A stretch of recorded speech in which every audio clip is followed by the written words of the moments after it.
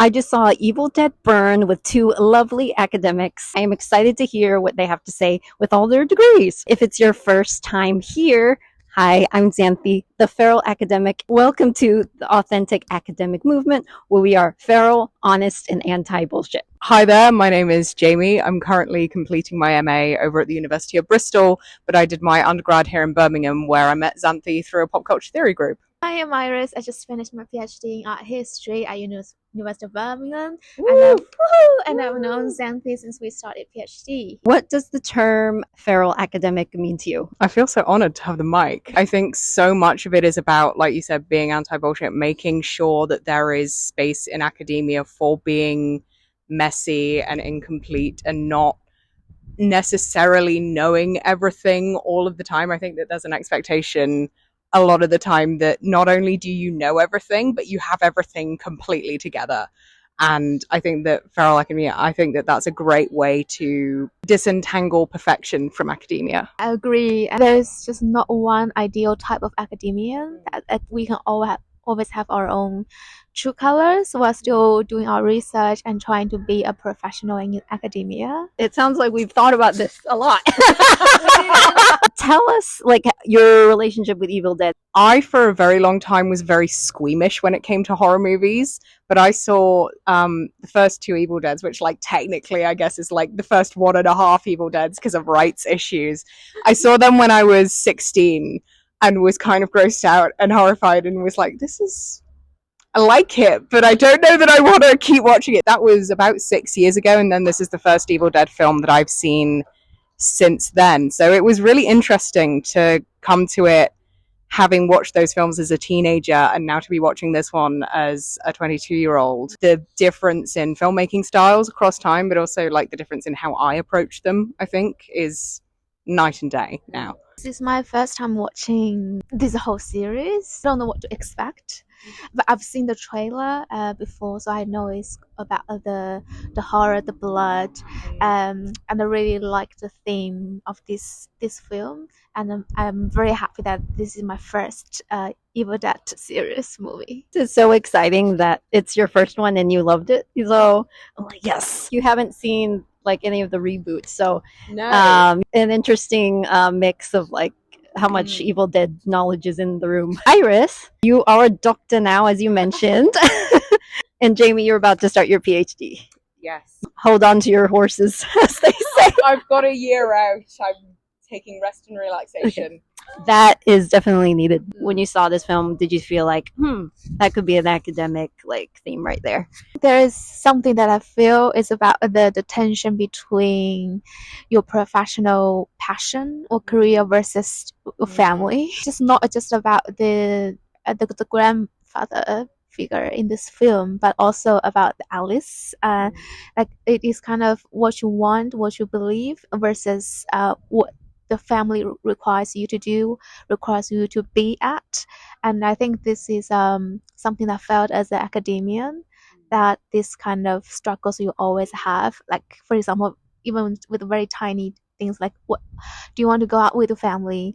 Do you want to stay around with the family, or do you want to do your research, do your field work, and hold on to the values that you cherish? So yeah, that's something I relate to while I was watching this film. For me, sort of picking up on that idea of the kind of way in which people are asked to split themselves between professional work and family life. Are we okay to get into spoilers? Oh, yeah. Okay, one of the most upsetting parts for me, I thought, was when Edgar, is that the father, he like beats Susan with the candlestick that she has made, that she, you know, has had to give up creating these lovely things for the sake of her family because she's nothing without her family. The idea that something that she loved so much could be weaponized against her by people who purport to care about her, I thought that was very affecting. I completely relate to your view of the academic themes. Very sad, like how horror movies can just relate to any academic experience, maybe. Evil Dead Burnout, any like personal experiences that reflected in the film? Personally, when I came into university, when I started my undergrad, I was in a relationship with a guy from my sixth form, and he was perfectly nice, perfectly, all right. But we had very different views on the amount of time that my love and passion for academia should be taking up in our lives. And eventually, we decided to go our separate ways. Ultimately, my view that it was going to be a big part of my life, and that if, he wanted to remain in my life, then that was going to have to be accepted, was not something that we could reconcile, and completely fair. Again, is an interesting personal theme. How much are you willing in yourself to give up for the people that you love? If Susan had said to Edgar, no, sorry, I'm not going to give this up for you. Or they constantly say to Alice, oh, well, you liked it when he hurt you. Why didn't you leave? To what extent do we tolerate things from people that we love or are in proximity to? I have two moments that I really relate to. After William died, and when the whole family and Alice were on the dining table, Susan sort of wanted Alice to take on the business. She kept saying that William would wanted to do that, but apparently Alice doesn't. I relate to that a lot. Before I started in my PhD, I also experienced a very similar grieving moment, that I lost someone, and then I feel like PhD was something that I really wanted to challenge, but that also means that I need to travel far away to the UK and start this very unknown adventure. And then there are voices at that time as well telling me that, you might just want to, stay with your family and do something there, have a settled life. That's maybe what they wanted for you. So I relate to that moment a lot. It's about holding on your values and trust the person that you want to become, but also against those voices coming from people who you also love.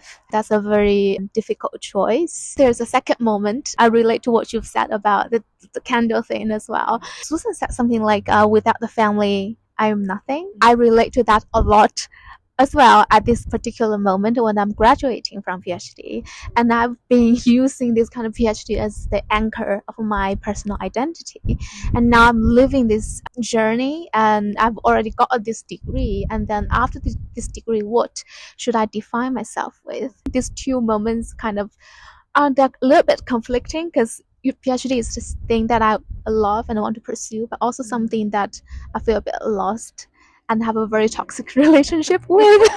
Thank you, both of you, for sharing vulnerable stories, family, romantic relationships. For me, that resonated the most was the abusive relationship. Mine was emotional abuse, but I totally saw the similarities. Shouldn't be doing this, being controlling, say you shouldn't do that, and getting angry and blaming her. Oh yeah, that one really, I was like, I heard that before. Where it's I've never dated anyone that made me this angry. The first interaction that we're seeing of them as well, immediately, that's the precedent being set for their relationship. It really sets up the film to be this guy is a douche. The ending quote of he said he loves her is yeah, that's not enough, because you can love someone and be completely shitty. So Dr. Benjamin Price, at the beginning of the film, he's the one who's not there anymore. He's the reason why the Necronomicon, deadites have come, and he was an academic. He started everything. Oh my god! Thinking about this idea of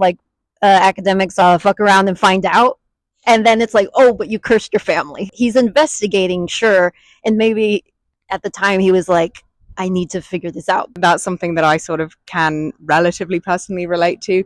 Seeing Benjamin Price sort of get more immersed in the world of academia, and my life will be fine. I was kind of okay, to be fair, I'm coming at this from his perspective, but I'm starting to see the other one. There is a balance to be struck between whether you are absolutely obsessed with your work and whether you are absolutely neglecting it. And I think that that's something that totally needs to be negotiated with the people that you love. And I think that his biggest problem was that he didn't discuss this at all. If he talked about this with his wife could have said, hey man, I want out, or let me into your world. There were ways of mitigating the harm that he did, but because he didn't talk to anyone, I think that was a really bad move on his part. I don't know him because I haven't watched this series before. But in my mind, I imagine him to be a white man,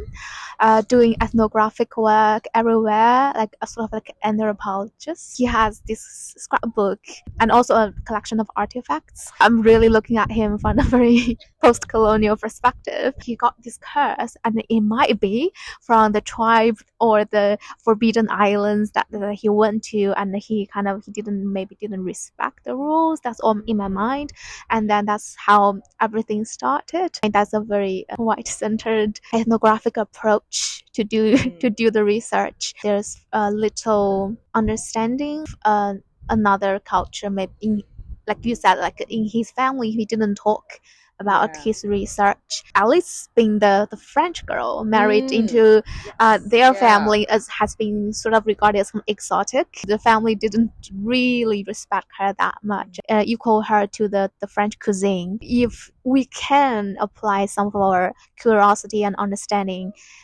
of what the research or the scholarly knowledge to our real life, and kind of channel that compassion, curiosity, empathy into our real life, maybe there could be a change. Oh, I love both of those answers. It's very like well thought out in like different areas of what's wrong. Okay, if you were a deadite, what area, you know, as we think of, where on uni do you think you would find the best victims? Ooh. I sort of feel like the most fun, which is a terrible way of phrasing it, but the most fun could be had if you just hung around offices, you know, the corridors in the arts block. You'd get the best prey there, you know, you'd like people hanging around waiting for an office hour. They're not going to suspect you. It's a good plan. It's not an ethical plan. It's never getting past a board of ethics, but it's a good plan. It's funny that you went straight for the art students, because that's like one of the most vulnerable groups. Like, we're so sensitive, and yeah, no, I agree with that. As someone who falls under the arts building, I'm not gonna lie, it's just because that's the only building that I'm familiar with enough to like make a plan. So if it is in our university, then it is the Papa Institute of Fine Arts, gallery space, and also the Bramall building where there's the auditorium. In those spaces, people are listening, and then I can always impersonate the voices of their loved ones, and then control their minds and creep into their souls. I think that it would be a very clever way to do that. We're getting evil with it. We're getting evil with the dead. First, I feel like you were too comfortable answering that question. You're all like, you already pre-planned this without even seeing the movie. I feel like the best way for deadites would be like the well-being office. People are really upset when they go there. Deadites and evil in general, they prey on like people who are pretty lost or vulnerable. And so I'm like, the well-being office. The deadites would be hanging around there waiting for the next sad person. But after PhD students having their supervisions with their supervisors, and after that meeting, 1 or 2 hours, that's the prime time to prey on them, the most vulnerable moment. You know, they wouldn't notice if they are hit by a car. Also, perfect. Sure, you're too good at this. This is suspicious. Deadite undercover right here. When you were watching, did any like academic like theories come to mind? The most obvious thing, aside from postcolonialism, which you've already brought up, and I'll let you talk more about in a minute, feminist theory and like gender theory. Very interesting that immediately when Edgar and Joseph and his girlfriend, who I feel terrible because I can't remember her name, and I'm making a point about her being attacked in an act of gendered violence. Edgar specifically goes after her and lets his son escape. And he's quite ineffectual, Joseph, and is very sort of, he has the opportunity to save the woman that he loves and doesn't manage it, you know, neglects to help her, which I think plays into the themes of domestic violence and abuse that are so rife in the film. You know, people are standing by and just letting it happen effectively, and most of them are men. Speaking of which, I relate to what you've said. There's a lot of discussions about feminism and also masculinities, and it's like in the first few minutes of this film, we get this very struggled, very violent, but also very vulnerable man, and then we see this scene of boys have boys, always after women. And when you see if women have women, there's a question mark because they have different roles. So she's more like the mother of Joseph and William. She kind of hates the wives that took their boys away, the bad fortune into their family, familiar narrative that we see on film or in real life. The solidarity or the understanding among women are kind of destabilized or sabotaged by this kind of patriarchy marriage system. And I was like, oh, that's so sad, because you see those boys have a voice, but then women are killing women, and then for those boys. And also about the heterosexuality in this film, I feel a bit disgusted by the scene when father like transmitted the evil spirit to the mom, to Susan, by kissing. I personally don't feel comfortable with that scene of a heterosexual couple kissing, and then after that this woman said, oh, you haven't kissed me for so long, like that. And I was like, I don't like that.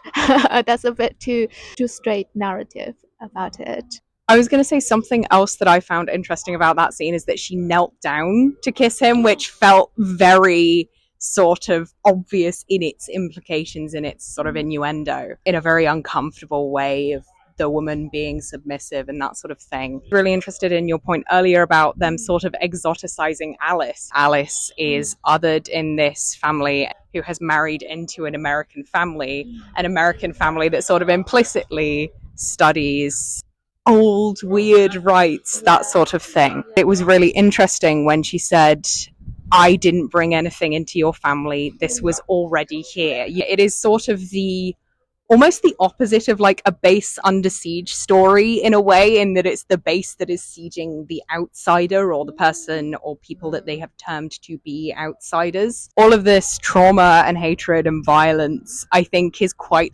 obviously passed down through this family. They obviously all have some issues to work out, and it kind of has nothing to do really with, you know, aside from the obvious fact that they're deadites, like it has nothing really to do with the fact that there was these people being studied or that Alice is French. It's so ingrained in their family. That was really interesting. Yeah, that's a very important observation of this kind of subverting the narrative.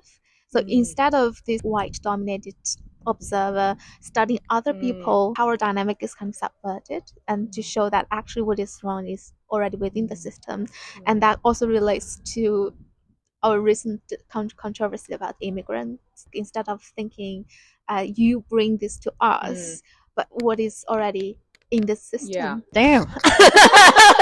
So you made me realize things in the film that I hadn't noticed, like, because this is my second time. I guess I didn't add context for it because I'm the Evil Dead nerd in the room, so I've seen everything. One of my most favorite franchises. This is such rich information because it's so interesting to hear like the academic like backing of it all. The comment about masculinity, yes. In the most recent Evil Dead films, there's a woman protagonist. The originals, it's Ash. Yeah. And Ash in the first Evil Dead film is not strong. He's not powerful. He's very passive, is scared. It was interesting to see that represented with Joseph. Portrayed it so well. Joseph is such a cutie.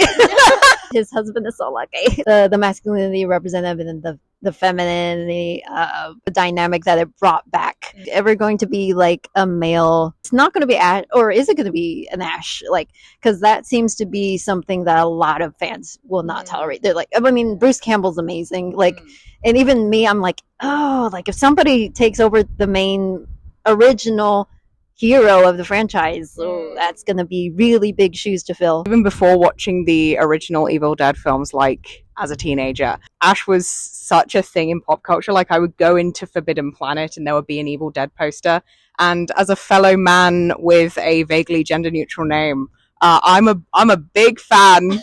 Big fan. We find out in the series, if you ever watch Ash versus Evil Dead, like Ash's whole family background. You meet his dad. His full name is Ashley Joanna Williams. Brilliant. An indie academic that I actually just spoke to earlier today from the interview. He's trans mask. Mentions how like Evil Dead and Ash is like very transcoded because it's like Ashley. Okay, and then yeah, so it's this whole thing. I would say one of the things I find interesting about the transcodedness is that I think it's almost quite an American transcodedness, in a sense that over here in the UK, growing up with a lot of family in the north especially, I never met a person called Jamie who wasn't a man. It was only when I started meeting Americans that I learned that it was a gender neutral name. Ash or Ashley is similar. When I was younger, I met a few boys called Ash. You get older and it's like, oh, this is actually a gender neutral name. It just happens to skew male or female depending on where you live. That's really interesting. Obviously, Joanne, you know, I've never met a man called Joanne. They should do that. Someone should get on that. One of my professors from undergrad, his name is Ashley. America is like Ashley's of, name for women or girls. It made me think now about cross different cultures. You had to write a journal article about Evil Dead Burn. What would it be called? See, this is really difficult for me because mostly I'm writing about water. So I don't have any good fire-related puns. I don't know what I'd call it, but I think I would want to focus on the sort of gendered violence in the movie. I was really thrilled that Alice escaped. Like, there were points where I was like, they can't end this movie about domestic violence with the domestic violence victim being killed. But it did feel like they were going to at points. I'm not going to lie. So I'd maybe want to talk about that. I think that it was a really interesting and affecting presentation. I would focus more on Alice's life as being an immigrant to this American society, and also this kind of tension of blending into this American family. If I watch it again, I will pay more attention to the cuisine they cooked. Apparently, they have their commentary on the dishes as well, and yeah, it's the everyday life of Alice. I think I would title that Everyday Life of Alice, and how the French woman is being exoticized and then asserting her own subjectivity in the real life. The food thing reminded me, there's an academic I know, her whole research is about food and horror films. She makes that comment about the frozen food. They were like, oh, like Joseph's like, oh, this is so good, blah blah, and then she's like, and then Alice is like, yeah, I couldn't even tell it was frozen, and she was like, well, that's a problem. That also was so obviously presented, like she was saying that as something to be nice to a grieving mother, not as a genuine serious, wow, I couldn't tell that these potatoes were reheated out of a weird little tray. You could tell from the beginning she did not like her. It's like like anything she said would be kind of twisted. I would hate to have like a mother-in-law like that, you know, like or ex-mother-in-law. Any final thoughts on Evil Dead Burn? Really liked at the end that they let her say that her ex-husband did it to her, that it wasn't demons or ghosts or weird creepy things. She got to say, my ex-husband did this to me. I thought that was a very powerful way to end the film. I also like the ending so much. Love is not enough. And I feel like that's so deep and so relatable in romantic relationship, and also for academia as well. Like, I love researching, but then that's not enough.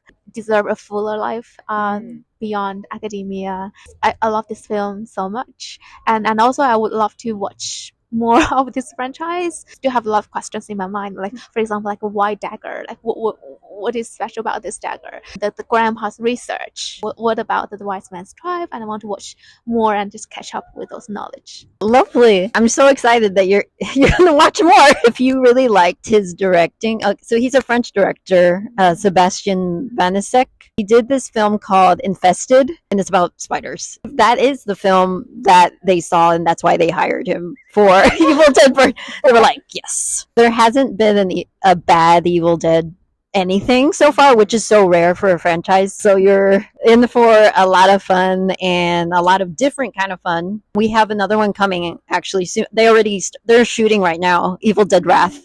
So yeah, so it's like, where can people find you online or in social media?